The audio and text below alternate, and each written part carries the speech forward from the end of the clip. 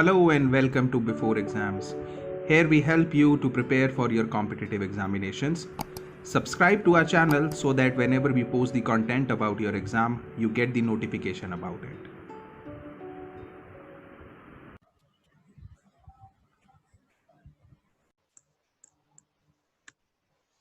Hello everyone.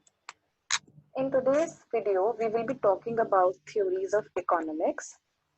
In this video, we shall be covering the overview, introduction, and three prominent economists and what their theories propounded about economics. So, let's get started. The discipline of economics arises from scarcity of goods and services.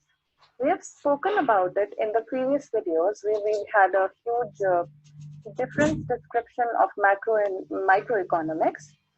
We've also spoken about how society requires an orderly system of producing and distributing the necessities.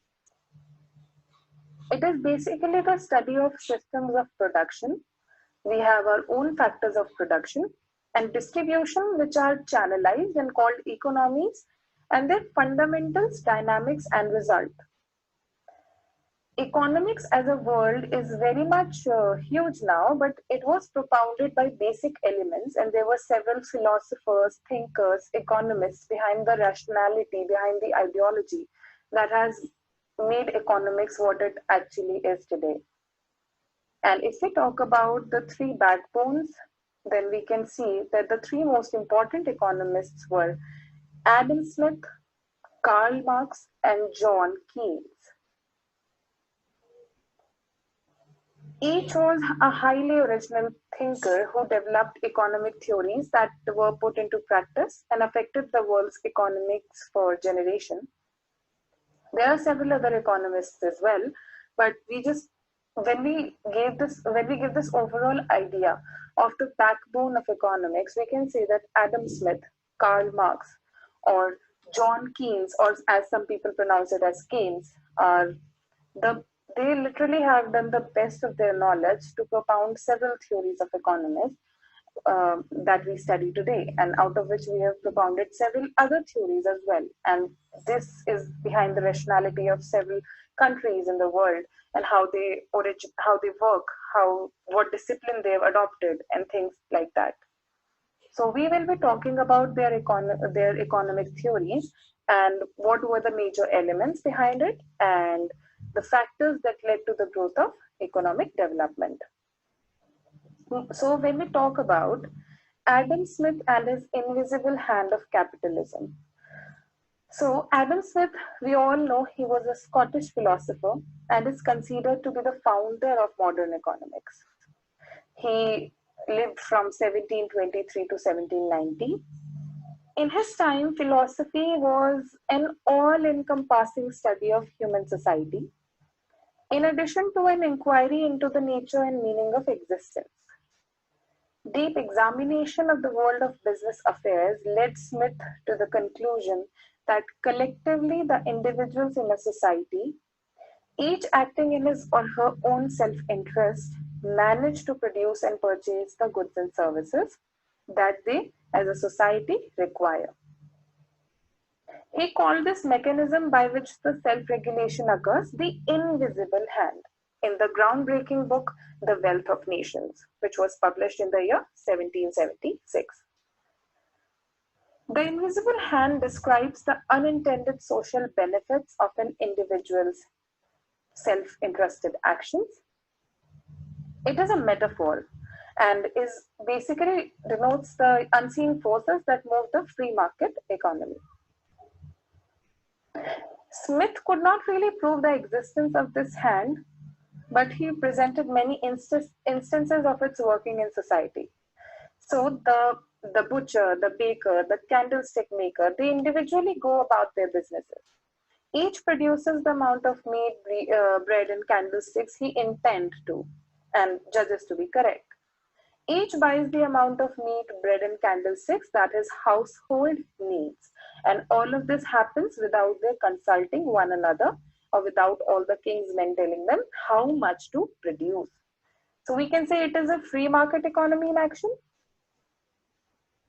In making the discovery, Smith found it that this is known as classical economics, and the key doctrine of classical economics is the laissez-faire, which is attitude of government towards the marketplace that will allow the invisible hand to guide everyone in their economic endeavors. His work indeed gave generation of economists plenty to think about and expand upon.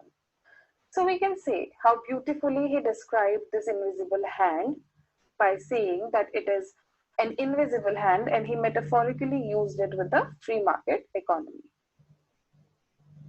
If we give this a detailed analysis, we can say that he introduced this concept in his book, and he had this metaphor for the unseen forces that move the free economy.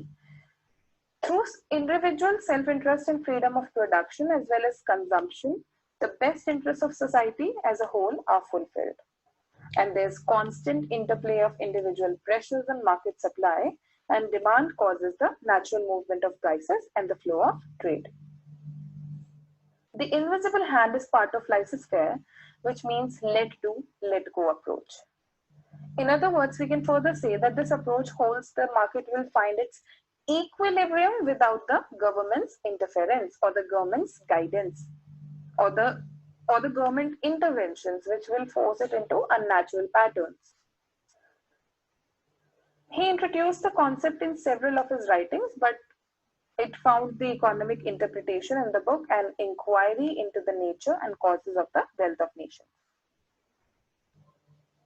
Each free exchange creates signals about which goods and services are valuable and how difficult they are to bring to market. So these signals captured in the price system spontaneously direct competing consumers, producers, distributors, and intermediaries. Each of them pursue their individual plans to fulfill the needs and desires of the others. So the major takeaways, if we say that there's this metaphor, he introduced this concept in his book, and he said that each free exchange creates signals about which goods and services are valuable and how difficult they are to bring to the market. If we compare the invisible hand with the real world, we can say that business productivity and profitability are improved when profits and losses accurately reflect what investors and consumers want. This concept is well demonstrated through a famous example in Richard Cantillon's An Essay on Economic Theory, the book from which Smith developed his invisible hand concept. Cantillon described an isolated estate that divided into competing leased farms. Independent entrepreneurs ran each farm to maximize their production and returns. The successful farmers introduced better equipment and techniques and brought to market only those goods for which consumers were willing to pay.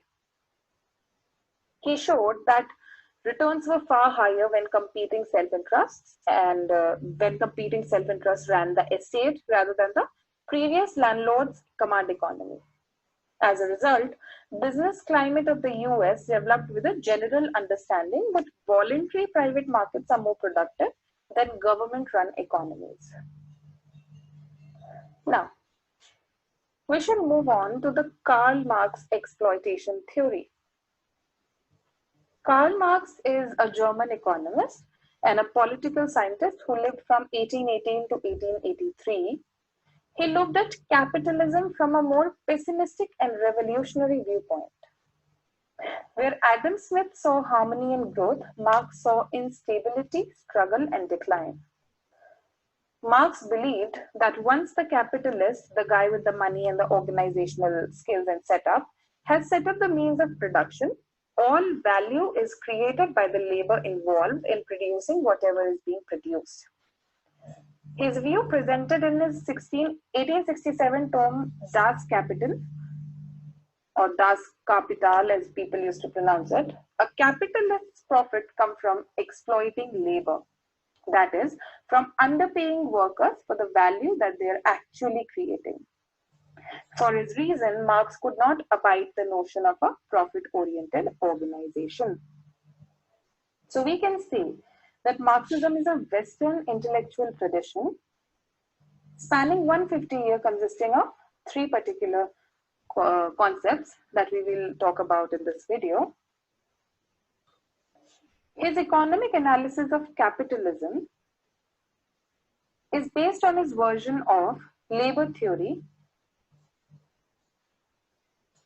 of value and includes capitalist profits as extraction of surplus value from the exploited proletariat. So, if we talk about the economic systems in Karl Marx's view, we can say that he saw capitalism as the agenda. In simple terms, economies consist of producing goods and exchanging them. They can be divided into formal economies and informal economies, but capitalism is an economic and social system in which capital and non-labor factor of production or the means of production are privately controlled. Labor goods, capital are traded in markets, and profits are taken by owners or invested in technologies and industries, and wages are paid to laborers. Though capitalism has developed incrementally since the 16th century, Adam Smith is largely credited with outlining the theory, and then we had Karl Marx's theory. Though the market is encouraged to act on its own, in any capitalist economy, the government is intimately involved in regulating the economy. Karl Marx said that capitalism functions in distinction from socialism or various theories of economic organization that advocate public or direct worker ownership and administration of the means of production. Socialism calls for public allocation of resources, creating a society characterized by equal access to resources for all individuals with a method of compensation based on the amount of labor expended. Many socialists criticize capitalism for unfairly concentrating power and wealth among a small segment of society that controls capital and derives its wealth through the exploitation of lower classes. An informal economy, on the other hand, is economic activity that neither taxed nor monitored by the government, although the informal economy is often associated with developing countries. All economic systems contain an informal economy in some proportion, and informal economic activity is a dynamic process that includes many aspects of economic and social theory. Capitalism is a system that includes private ownership of the means of production, creation of goods for profit, competitive markets, and etc. So we can say that capitalism is generally considered by scholars to be an economic system that includes private ownership of the means of production, creation of goods or services for profit or income. Economists, political economists, and historians have taken different perspectives on the analysis of capitalism.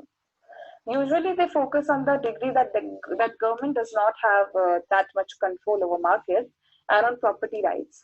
And most political economists emphasize private property, power relation, wage labor, class, and capitalism as a unique historical formation.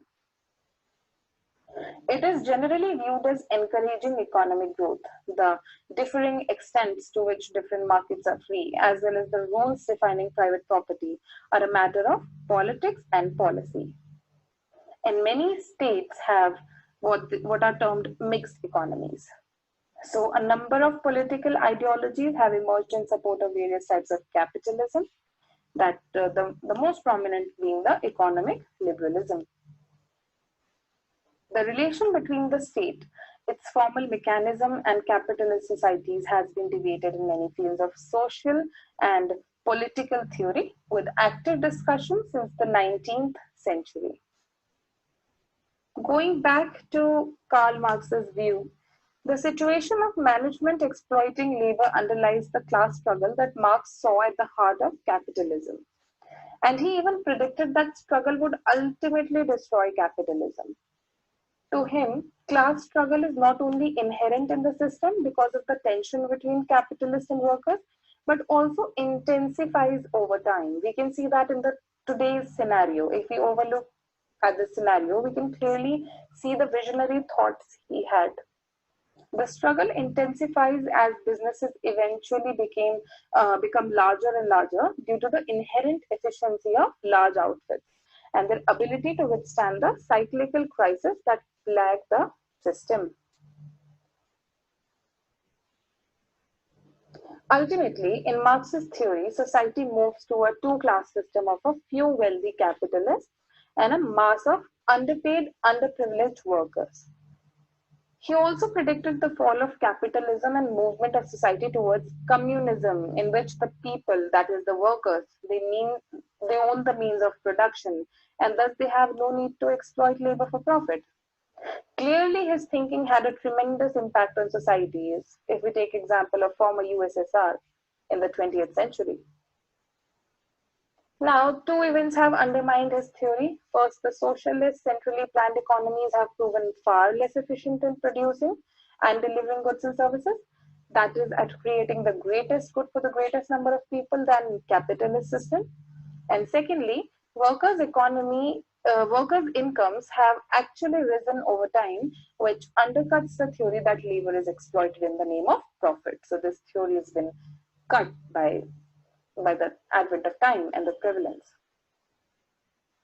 His theories have been discredited. They are fascinating and worth knowing. They even say something about weaknesses in capitalism.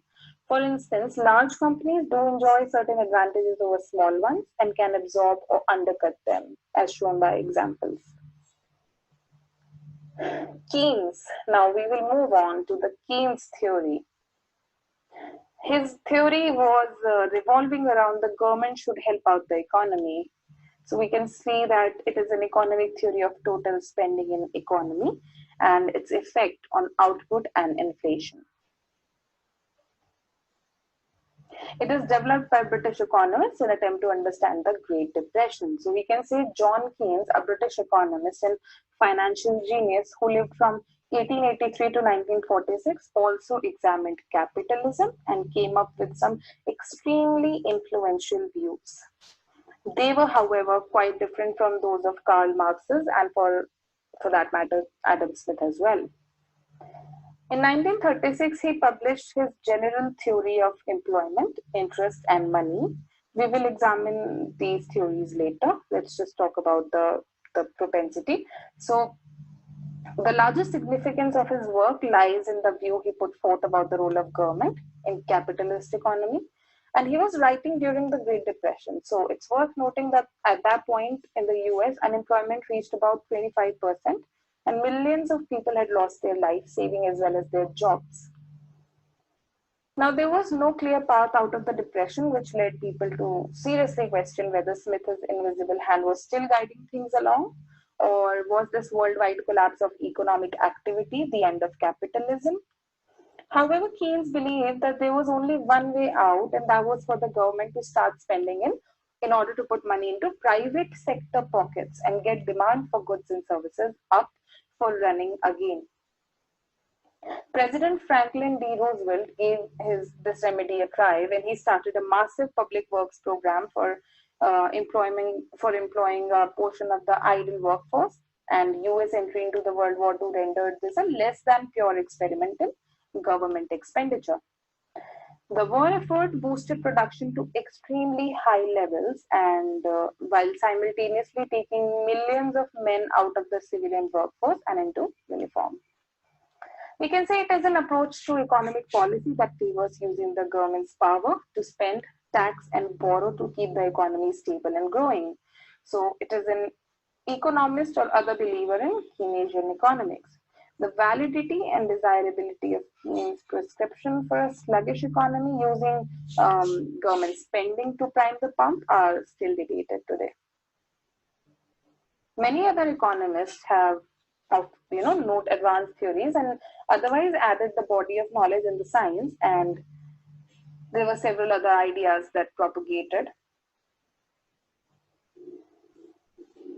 The most influential is Smith because he founded and formalized the science of economics. Marx because he challenged capitalism and such a forceful impact on society and politics, and Keynes because he prompted new practices as well as new theories in the world of economic policy. Keynes also played a role in the founding of the International Monetary Fund and other political economic measures taken at the end of World War II. So, with this, if we say that the theories of economics are varied and distinct from each other, there are several other theories as well. However, these three theories are considered to be the topmost theories since they give an altogether different scenario. But there are other theories as well, to which we will have a small glimpse. So if we say that what is an economic model, we can say an economic model seeks to explain our economic realities. For example, why markets behave the way they do. And an economic model seeks to test an assumption or theory about economic behavior. So there are several economists that will use either a theoretical economic model or an empirical economic model to test their theories. And theoretical models will focus on providing qualitative answers and predictions, and an empirical model will seek to provide numerical substantiation to such theories. There's more than one economic model. We all know that there can be a model on the basis of inflation rate, GDP, per capita income, etc., etc. But when we talk about classical economy or classical economics, it is a school of economy thought whose principle derived from pioneering thinkers such as Adam Smith and John Locke. We have just read about it, and I'll give you a takeaway. So he said there's invisible hand. He said there's this division of labor, free trade, and laissez-faire. That is an economic system, including the belief that markets have a tendency to self-regulate. Then it just so happened that Adam Smith was alive in a time of great change in his country, and several other things happened, and this theory propounded. Laissez-faire capitalism. The theory of laissez-faire capitalism is closely linked to classical economics, and there are certain fundamentals to it, like basic unit of any society is the individual, and the natural right to freedom must not be denied to an individual. Nature herself is a harmonious and self-regulating system, and individuals must closely watch corporations and other entities of the state because of their inclination to disrupt. Then the most important tenet is that markets should always be competitive. Here is where the concept of laissez-faire runs into trouble. Governments routinely adjust interest rate to stimulate their economies, and they meet their target inflation rates or add value to their currency, and they are generally accepted as a legitimate means of maintaining an economy. So we can say that such schemes are they are effective while forming an economic bubble. Then Karl Marx, we have just read about him. He spoke about the he advocated the concept of capitalism with its own faults and miserability, and further included conflict and instability. And Marx and Smith's philosophies were grounded in the same plot, that is, economic modeling must be driven by a moral code. Now, there's one more thing, that is efficient market hypothesis, which you will witness when you study the chapters by your own. So efficient market hypothesis is a theory that is within the field of financial economics, and it deals with it is often referenced in relation to investment and stock market. So we can say that it proposes that an investor can never beat the market. An investor can never beat the market because the stock market reflects all the possible available information. Although this theory is commonly referred and used, it has been the subject of fierce debate as well. And Warren Buffett has been able to consistently beat the market for decades. Now, the invisible hand theory, we have read it, and then we have Keynesian economics theory. We have just read about it. The key tenet of Keynesian economy was that the idea the government should involve itself in the running of a capitalist economy. This model even revolves around the idea that if we consider that there's this central bank had oversight and control of local banks, the depression could have been avoided. Okay, then there was Friedman monetarism. He was Milton Friedman was a US economist, and in contrast to Keynes, an advocate for the free market, and has been closely associated with the theory of monetarism. So, the model advocated for the government manipulating the economy through fluctuating tax rates and varying government spending to suit the times. Monetarism, on the other hand, advocates for the government controlling how much money in circulation, but no action.